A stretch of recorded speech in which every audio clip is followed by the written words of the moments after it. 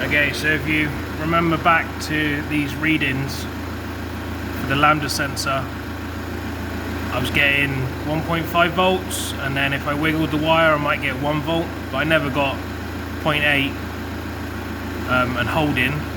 So this figure here was always approximately correct, but if not, just slightly higher than this. So now if you watch when I rev,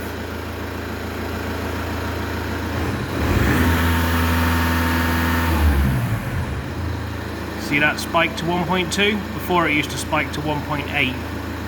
Now when I used to get the fault code, if you looked at the freeze frame data, you'd see that the freeze frame showed 1.8 volts as a peak.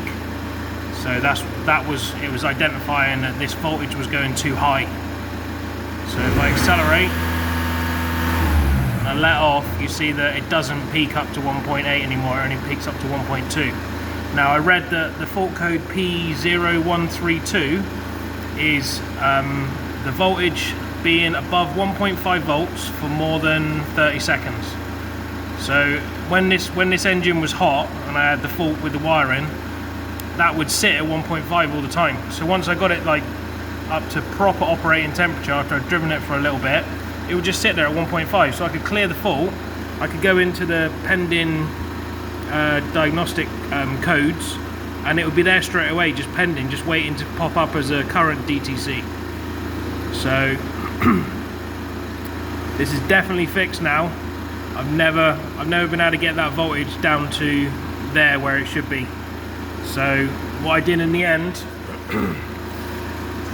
if you remember in the previous video, I identified that these two wires here were loose connections. Now because that's the Lambda reading circuit, I believe that was going to fix it. So I de-pinned these two wires, I soldered in some new ends which connect into the pins on the ECU, and I tried it and I thought I'd fixed it, but I hadn't.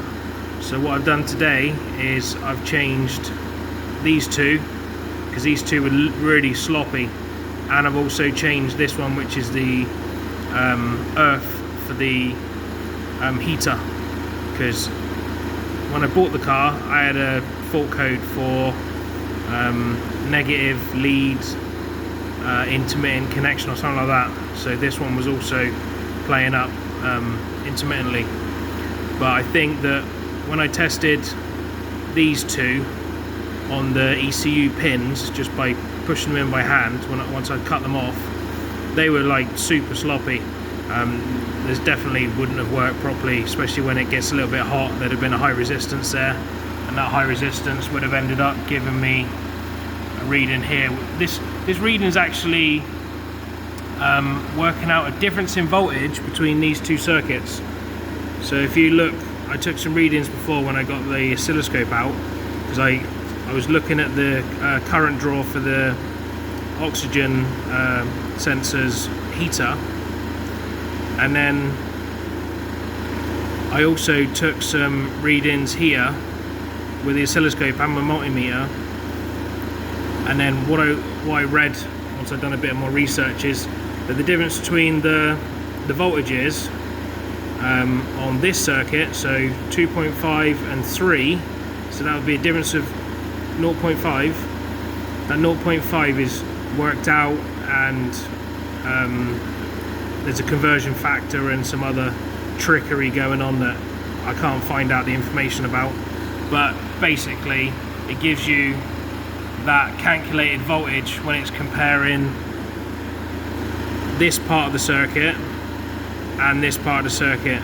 So you've got your nursed cell, and then you've got your evaluation cell, and it just compares the oxygen that is taken from the fresh air, and it compares the oxygen that is reading in the exhaust flow, and then the difference between them, and then it gets a bit complicated after that exactly how it works, but basically the difference in the voltage is how it knows what the oxygen content is, and then it works out a lambda value, which on this sensor actually works out in current and not in voltage.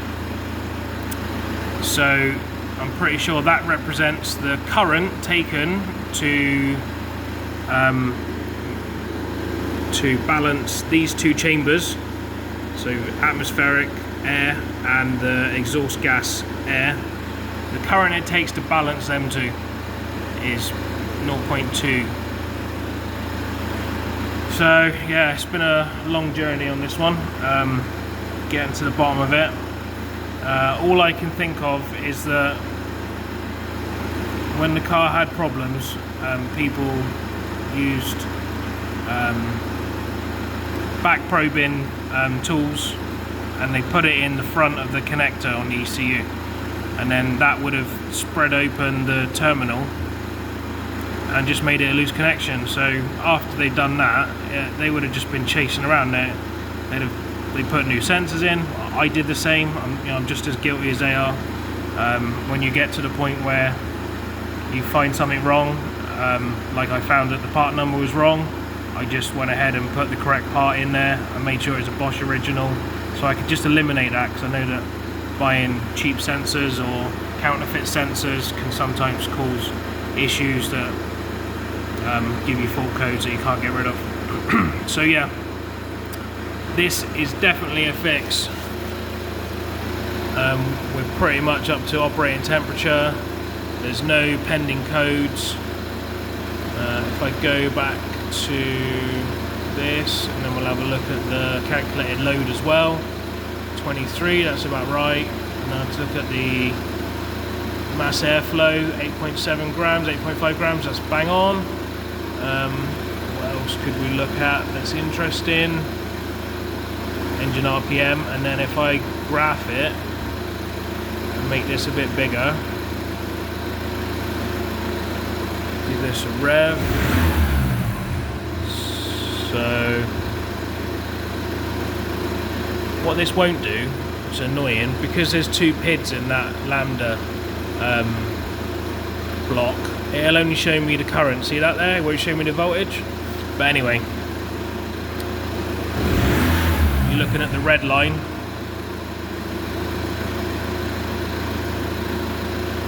So that follows quite nicely what you'd expect to see.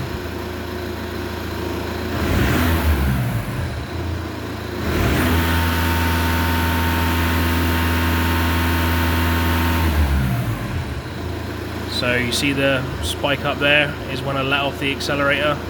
So then the injectors will be shut, there'll be more oxygen in the system, so the value goes up, the current value goes up briefly, and then settles back down to idle. And if you see, when I hold it, I get a dip, very small dip, and then it'll flatten out. And that's perfect. That means it's controlling the fuel quantity, the amount of oxygen that's left in the combustion. It means it's working correctly. Close that. So we've still got 0.8. I think temperature-wise we're cooling temperature 71. We're close. It's hard when you've got a diesel in cold climate to keep the engine. To get the engine up hot when you're just sitting there idling or just revving it. You've got to really put it on load and drive it. But yeah, I'm sure this is fixed now.